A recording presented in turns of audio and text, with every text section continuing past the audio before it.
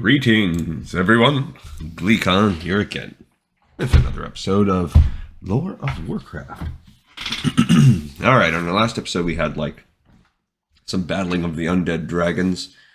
I don't know if you would call them Draco Liches yet. I don't think they're at that status, but just sort of like zombie dragons raised by Galakrond. We saw he's barfing them up, and there's something sketchy going on with him. And with the sort of rivals of Malygos, there's either some dragons that are sniffing around him in a dumb way, or there could be some deceit, some treachery going on among some of the proto-dragons. All right, so let's stay a while and listen. This is the second part, chapter 4 of the second part of Dawn of the Aspects. It's called Shifting Realities. And for me, and this could just be me, it's getting a little bit worn. Like I'm getting a little worn on this back and forth, back and forth, back and forth. Like if you're trying to watch a show like this where he's just constantly jumping from flashback to, it's like watching an episode of Lost, except even somehow less coherent, if that could even be possible. But overall, propped up by the fact that it's a really good choice of subject matter, really cool. So I'm not slamming Knack too hard. These just seem to be his bag. Time travel, dragons. All right, here we go. Once again, Kalec woke covered in sweat and gasping for air. He also again woke in his half-elven form. Remember, that's half-elven, half-dragon. Those things did not surprise him as much as what he saw when his eyes finally focused enough to see his surroundings. It was, as far as he could ascertain, the same canyon in which he had just left young Malygos. So is he flying there, or is he starting to actually time travel? I'm guessing the former. Rubbing his eyes, Kalec looked again at the rocky landscape. There were many changes, yet somehow Kalec was certain that this was indeed the same location. And the fact that he was so certain also bothered him. Kalec had visited hundreds and hundreds of places during his lifetime, and while some, such as the Sunwell Plateau, where he had last seen Envina, and the Nexus, were obviously memorable to him, there was no reason he should be so certain that this was the same place. True, Kalec had just visited it through Malygos a few moments ago, assuming it was only a few moments ago, but countless millennia had passed since the proto-dragon had actually been there. And in that time, nature and possibly other factors had remade the canyon over and over. Yet Kalec could have sworn on his own life that this was the same place. He spun, expecting to find the accursed artifact on the ground next to him. While it surprised him not to see it, he also had no doubt that it was responsible for this little incident too. "What devilishness are you up to now?" Kalec demanded of the unseen relic. He did not expect an answer, of course. He expected only more questions. Only more mysteries, only more madness. The calm, almost detached attitude that he had developed while part of the past had once again vanished with his return to the present. Now all the stresses struck Kalec so hard he abruptly drove his fist into a nearby rock wall. Had he not also instinctively shielded that fist, it would have been his bones rather than the wall that cracked. As it was, the shattering rock still splattered him in the face, making the former aspect step back in surprise. And only then did he see the footprints in the hard soil. 100,000 beasts and a fair number of sentient beings had no doubt traveled through this canyon during the vast length of time since Kalec's previous sojourn, and these prints could have belonged to any of those, but once more, Kalec knew that these were not random footprints. The first were those of some fairly giant creature of a reptilian appearance, a proto-dragon. They came from the same direction from which Malygos had come in those last moments before Kalec had been thrust back to his own time and form. He even recognized places where the proto-dragon had paused before the barely seen flowing shape had fallen upon them. Why would those footsteps be there so many millennia later? Thinking about that other figure, the former aspect turned his attention to another set of prints, a little behind those he was certain were Malygos's. Smaller prints. The prints of a booted or sandaled two-legged form such as an elf or a human. It brought to mind the cloaked and hooded shape that Kalec had caught a brief view of more than once, a being somehow tied to the artifact. As the blue studied the footprints, he noticed that they went on beyond those of Malygos. Despite the ages, Kalec found it easy to follow them for as far as he could see. They continued on to the south, each step seemingly seared into the rock just for his benefit. With a bit of trepidation, but even more determination to find some answers, Kalec traced the footprints. They quickly moved beyond those marking where Malygos had stood. Kalec wondered what had happened at that point. Had the proto-dragon turned? Had he discovered whatever it was Kalec now headed toward? That he was still concerned for what had happened so long ago frustrated Kalec. All that should have mattered was to find some escape from the artifact's incessant intrusions into his mind before it destroyed his already wavering sanity. Kalec did not know why he had transformed into his current shape, but at the moment he found it comforting, despite having to climb over several parts of the rocky path. He had spent so much of his recent past in his humanoid guise, especially when he was with Anvina, or of late when dealing with Jaina. Once when he had known Alexstrasza's legendary consort Corielstraz, Kalec had wondered why the Crimson Male had spent so much time in a humanoid form pretending to be the wizard Krasis. Now Kalec no longer questioned that preference. The path led into a shadowed region that reminded him that much of the area through which he had tracked had also once been shielded from the sun. Yet despite the obvious upheaval needed to bring down so much rock, either the prince had remained uncovered, or someone had taken time to clear the rubble away. Before he could follow that line of thought, the trail turned toward the rock face to his left. Kalec frowned, then saw a narrow cut in the rock, an opening just wide enough for him to slip into his present form. For some reason, he did not think that a coincidence. The slit proved even narrower when Kalec first calculated, forcing him to wriggle to get through. The darkness within stirred uncomfortable memories of the utter blackness that overcame him almost every time he slipped from reality to the visions and back again. Kalec shivered but pressed a few steps deeper before finally summoning a glowing sphere. In its purple light, the withered visage of a proto-dragon glared down at him. Kalec flung himself to the side, at the same time sending the sphere at the looming monster. The former spellweaver's efforts changed the simple illumination spell into a full attack. The sphere exploded as it hit the proto-dragon's chest, searing into the dry flesh. A musky scent assailed Kalec as the magical energy burned into the proto-dragon. The former aspect summoned a new and larger sphere, fully revealing the cave's interior. More than a dozen additional proto-dragons, all as withered, peered at Kalec. He readied a potent spell, then paused when he realized that neither they nor the one he had attacked had thus far moved. These were not, he finally recognized, the undead that Malygos and the others had fought. They were merely dead proto-dragons. Merely? As Kalec observed them closer, he saw differences. Each of these proto-dragons was in some way misshapen, yet it did not look as if those defects were the results of something that had happened in the egg. Kalec eyed one proto-dragon who appeared to have a fifth limb starting to grow out of his side. Another had a third eye, just above her right shoulder. What sort of macabre display is this? Kalec stared at the group and saw that each also bore some injury. As he studied one corpse after another, he saw that those injuries had certainly impaired these proto-dragons, if not killed them outright. Moreover, the former aspect saw that the dead actually lay sprawled against one another, as if they had been gathered in haste. Okay, this makes me think two things. One, maybe Galakrond's first attempts at reviving these things were creating deformed undead ones, and or something like that, and that's this is the failed experiment room. Or two, maybe the person that actually eventually started contaminating Galakrond, this was their first attempts. And they just succeeded kind of with Galakrond. But it also said Galakrond has these weird lumps growing off him. Kalec paused again. It was clear to him that he had been steered to this place by the relic, or whatever power it served, but what was he supposed to learn from this grotesque spectacle? A creaking sound set his nerves on edge and made him summon yet another spell. He turned to find the first proto-dragon tumbling forward, the damage done by the altered sphere too much for him to maintain his stability. The towering corpse struck the rocky floor and broke into pieces. The head rolled closer to Kalec in what remained of the second sphere's light. He finally recognized the reptilian countenance. Malygos. Kalec retreated in shock, shaking his head all the while. This can't be true. It can't be. It's not Malygos. That's not possible. His mind spun.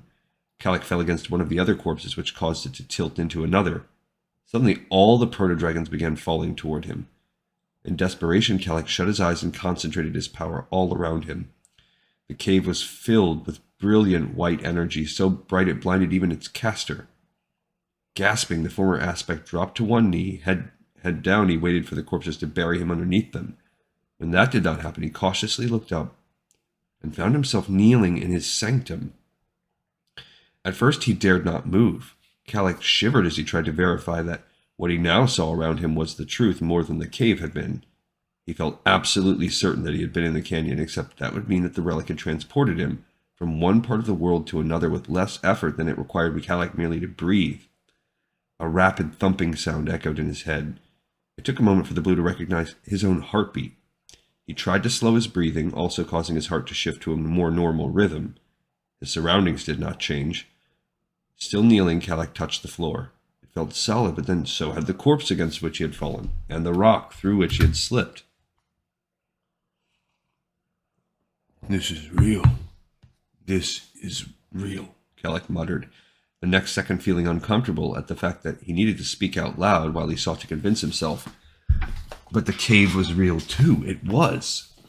He could not say which was worse, the notion of being tossed about the world or simply being made to believe it had happened. Either way, the artifact continued to intrude too thoroughly into his thoughts. The present had become a series of moments whose lengths of stability he could no longer trust, while the visions were becoming more and more what seemed the true reality. Kalec knew, though, that if he allowed himself to become too attuned to the visions, he might at some point never return to the here and now. The former aspect gritted his teeth. If this even is the here and now. Kalec rose and turned. The continued bane of his existence sat where last he recalled it, still gently emanating its own magical illumination. "I'm tired of all these games," he shouted at it. "Tell me what you want." But although it could do so much, although it could manipulate him in so many ways, the one thing that the relic apparently could not do was to speak to him. "Kalec?" The blue male jumped. Eyes wide, he glared at the artifact, waiting for it to speak again. "Kalec!" The voice came from inside his head, but the relic was not the source of it, he finally understood. Someone was calling to him. Kalec knew that he should recognize the speaker. "Jaina." Despite earlier misgivings about letting her potentially discover what was happening to him, Kalec now grasped at the chance to answer her call. The Archmage represented part of that stability he fought to maintain. "Jaina!" Kalec called to the empty air, only belatedly realizing how desperate his reply sounded. Taking a deep breath, he tried again. "Jaina, I hear you. Wait." Steeling himself, he recreated the gap in the air that enabled him to communicate face-to-face with her. Through it, the vision of Jaina's chambers appeared. Although she had called to him when the spellcaster first formed, she was leaning over a wide wooden table inspecting some parchment. "Kalec?" Jaina's initial smile faded as she looked over the former aspect. "Are you sure you're well?" He had thought that he had adjusted his appearance appropriately, but clearly in some way, he had not entirely hidden the incredible stress he was going through, even at that moment. I've been under more pressure than I wanted to admit," Kalec began, thinking how best to keep vague, but not too vague. "The Nexus. You understand. You don't have to say any more, not unless you want to. I'd be willing to listen if it would help." It was an offer he seriously considered, if only for a moment. However, Kalec quickly came to the conclusion that this was a matter he could not involve Jaina in. There was too much risk that she might fall prey to the artifact just as he had. "Thank you for that," Kalec finally answered, trying to sound more relaxed. He remembered that he had heard her call to him earlier. His concern for his sanity briefly receded to the background as he concentrated on whatever dire problem the Archmage confronted. "But enough of me. You need my help with something." "What is it?" Jaina looked confused. "What do you mean?" "You tried to reach me before. I wasn't able to answer as I was this time." Her expression grew more troubled. "I don't understand. I've only been trying to answer you." "Me?" She leaned so close that if she had actually been in his sanctum and not merely a projection, he could have touched her. "You've called to me twice since our last conversation. I responded both times, and you finally answered just now." "I called to..." It slipped from Kalec's tongue before he managed to catch himself. His mind raced. He could not recall reaching out to Jaina either time, instead only hearing her voice in turn. While she might be mistaken, Kalec doubted that. More likely was the possibility that some part of his subconscious had sought help from the only one he thought he could trust to understand the situation. He did not even want to approach the other former aspects, aware that they had some reason for making no mention of all that Kalec had learned thus far from the visions. It came to his attention too late that he had been standing in silence before Jaina, his gaze now turned to the empty air to his right. Not at all to his surprise, she was staring at him with even greater worry than before. "Kalec, tell me what's wrong."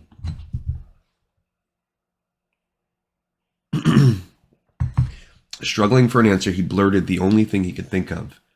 "The collection is more massive than I could have imagined, and the Nexus's protections are failing at the same time. It's proved to be a monumental task."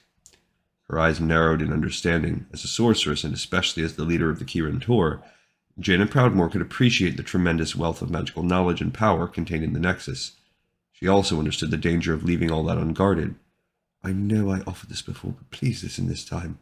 I can gather a number of trusted magi and lead them." "No, not yet. Thank you." Kalec had become nearly as distrustful of the other magi as they clearly had been of him after his unfortunate move into Dalaran. He could not imagine that things would go well with them around him in the Nexus, and that was not even taking the artifact in account. Jaina looked doubtful, but his decision was finally nodded. Looked doubtful about his decision, but finally nodded. "All right, but the offer is open. I will see to it that any who enter the Nexus will do as they're told. You know that." The Archmage and her surroundings rippled, grew distorted. Jaina's body twisted and her face stretched forward. "Jaina?" Kalec feared some force had attacked her while they had spoken.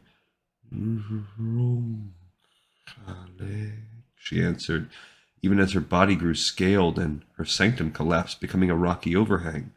Her robes became wings, and before Kalec's eyes, Jaina Proudmoore transformed into a dragon. No, Kalec thought. Not a dragon, a proto-dragon. "Kalec," rumbled the proto-dragon.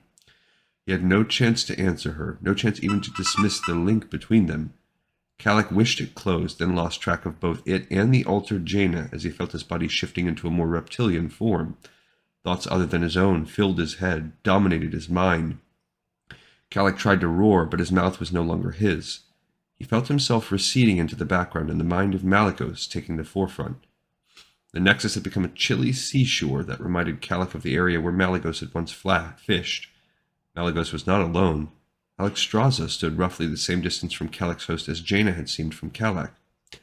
"I will do that," the fire-orange female said to Malygos as she rose into the sky. Alexstrasza darted off to the east, leaving Malygos on his own. What they had discussed, Kalec neither knew nor cared about. He strained uselessly to return to the Nexus, even concentrating on Jaina in the hopes that the link that had helped him at least twice would do so again. Yet as he feared, nothing changed. Malygos took off, heading out to sea. While it was evident that the proto-dragon hunted a meal, he also appeared to be watching or waiting for something that his vague thoughts did not reveal to Kalec. That further frustrated the dragon, who had assumed that if he had been thrust back into the visions, it had been for some purpose. Kalec's host scooped up one of a pod of aquatic air breathers a half-mile offshore, devouring the creature in 2 gulps. While not as delicate about his meals as Alexstrasza, Malygos did try to kill his prey quickly and relatively painlessly. Still, Kalec had no taste for the hunt right now, and hoped that Malygos would either quickly fill his belly or remember something more important. The meal did come to an end, but not as the result of one of those choices. Rather, Malygos suddenly raised his bloody jaws from his second kill and peered up into the overcast sky. Kalec instantly thought of the undead, but instead Malygos' sharp gaze fixed on a pair of proto-dragons skirting the bottom of the cloud cover. Kalec's host leapt into the air and raced toward the pair. As he neared, it became evident that there were more than 2. Kalec counted 4, but Malygos counted 5, with the 5th being none other than Ysera, and with her flew Koros. Hissing, Malygos came up behind the pair. Kalec understood his caution, for other than Ysera, the rest of the party were all proto-dragons Kalec knew to be hostile to his host. Koros noticed him first. Malygos' arrival sneered, then hissed warning. Ysera looked over her shoulder. Upon reaching Malygos, Alexstrasza's sister grew visibly frustrated. "I will do this," she insisted. "We are right." Thoughts spilled through Malygos' mind and into Kalec's. Ysera, continuing to search among the dead and the defeated undead for her clutch brother, despite knowing that it was unlikely she would find him. Alexstrasza's sister was growing more vehement in her distaste for all the violence, the yellowish proto-dragon preaching her beliefs to others, and finding a few who saw as she did, and one of those appeared to be Koros, who had seemed so fanatically loyal to Talanixa not all that long ago. Now Koros also preached peace. Finding a way to live under the rule of Galakrond. His notions did not exactly match those of Ysera, but they were close enough for both to suddenly want to work together to convince others. Malygos saw only naivete in Ysera's dreams and did not trust the mercurial nature of Koros's. Kalec now understood what his host and Alexstrasza had been discussing. Ysera's sister had been searching for her for 3 days, hoping to make her see the error of her ways before she did something foolish. To Malygos, Alexstrasza appeared too late to prevent the last. He felt that any plan hatched even in part by Koros was certain to be filled with danger and treachery. Once Malygos might have simply let things happen as they would, but more and more Kalec's hosts saw the intricacies involved in even the simplest decisions. The repercussions for the proto-dragon race as a whole were many. Not to mention the fact that Malygos now felt a loyalty to the sisters that in some way surpassed even that to his own family. He had fought side by side with both of them and knew their dedication and trustworthiness. He also knew that Koros lacked either of those qualities. Sister seeks you, Malygos informed Ysera, indicating the direction Alexstrasza had flown only a short while ago. That way. Saw her, Ysera responded with a snort. Let her fly on. This startled Malygos, who knew how close the pair was despite the constant bickering. You listen to her. Galakrond will not. Galakrond will. Her short but incredible interjection caught both Malygos and Kalec by surprise. Malygos hissed in confusion. Koros grinned but did not interrupt. There will be peace, Ysera announced with some pride. Galakrond will talk peace. You do not know? She raised her head higher, taking a dominant position over Malygos. We spoke with Galakrond. He will talk peace. The madness that had affected Kalec in the present now looked as if it was taking hold of him in the vision. He could not believe that he had heard correctly, and judging by Malygos's racing emotions, Kalec's host could not believe it either. Galakrond talked with Galakrond? Koros finally joined in, his triumph clear in both his tone and his expression. Peace we will have, if all will listen. Before Malygos could retort, Ysera said, All must listen, and we must go. Go where? Asked Kalec's host as both his mind and Kalec's raced. Find Talanixa, she answered as if that should have been clear to anyone. Tell her. Tell all. That said, she veered off. Koros, the other 3 proto-dragons in tow, followed. Malygos stared, wanting to believe Alexstrasza's sister, but also aware of just what a monster Galakrond had become. Still, if Ysera spoke the truth... No, Malygos shook off that possibility. And Kalec once again admired the analytic abilities of the future aspect even as a proto-dragon. However, his admiration faded as both he and Malygos thought of what would happen if Ysera did convince the others. The proto-dragon quickly turned. He had to find Alexstrasza and somehow help her make Ysera see sense. Even though Kalec's host and Kalec too understood the odds of Ysera convincing Talanixa and the rest of the merits of her plan, the two could not help but feel that somehow matters would end in new disaster, and that many more would die as a result. Yeah, I could just imagine that this is just a way for him to round them up and eat them all at once. I can't see any other way that this shakes out. How could something so ravenous, turn away that meal? All right, cool. We got another episode in the pipe 5x5. As always, I greatly appreciate you for watching, for listening, and I hope that I see you next time on Lore of Warcraft.